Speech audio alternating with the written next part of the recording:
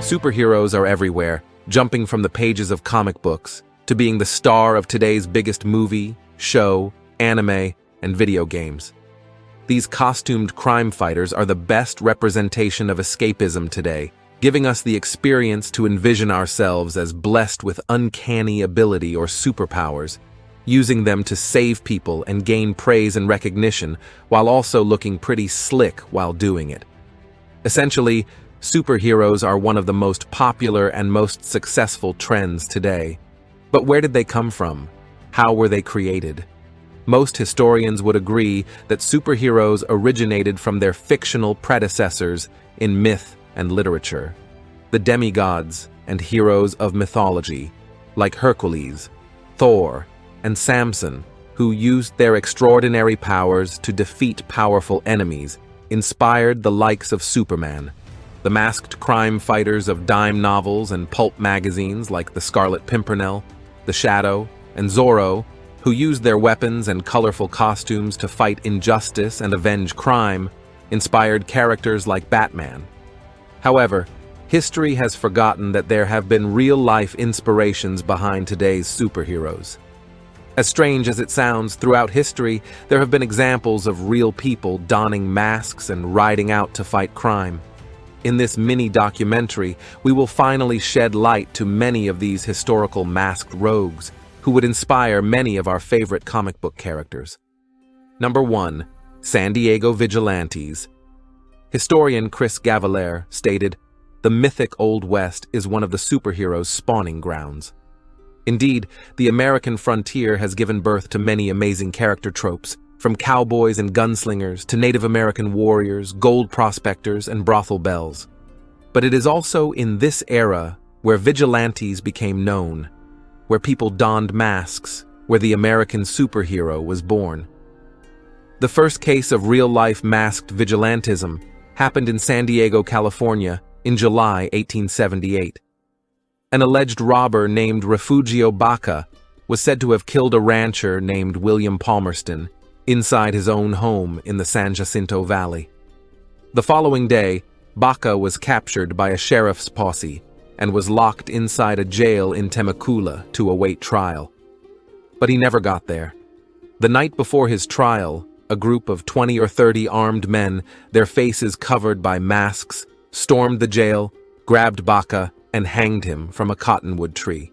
Back then, masks were used for a variety of reasons, including to hide one's identity when committing crime.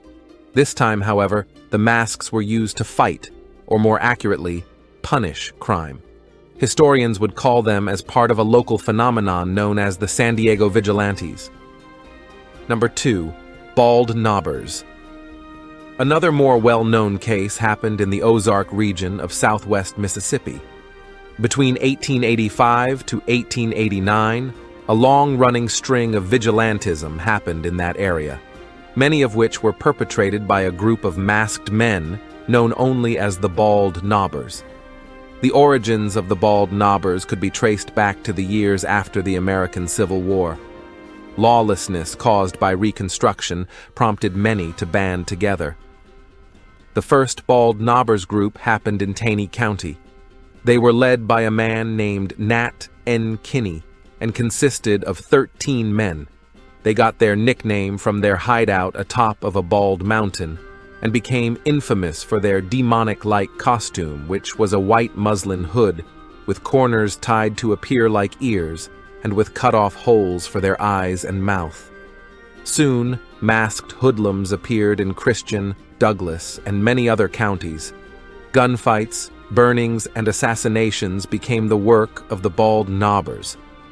They became instrumental in driving out the bandits, brigands, and other troublemakers in their territories. But they were nothing more than gangs than heroes, targeting both those who disrupt peace and those who didn't want them. They were responsible for the shooting and killing of Andy Cogburn, William Edens, and Charles Green. Kinney himself would be killed by those opposed to the Bald Knobbers, and 3 others would be hanged because of their vigilantism. Violent acts committed by masked men would continue to happen in the area until the 1920s. Number 3. Murrieta Gang. Another famous inspiration behind the American superhero was the Mexican outlaw and vigilante, Joaquin Murrieta, who rose to infamy in the 1850s. Murrieta didn't always begin as an outlaw.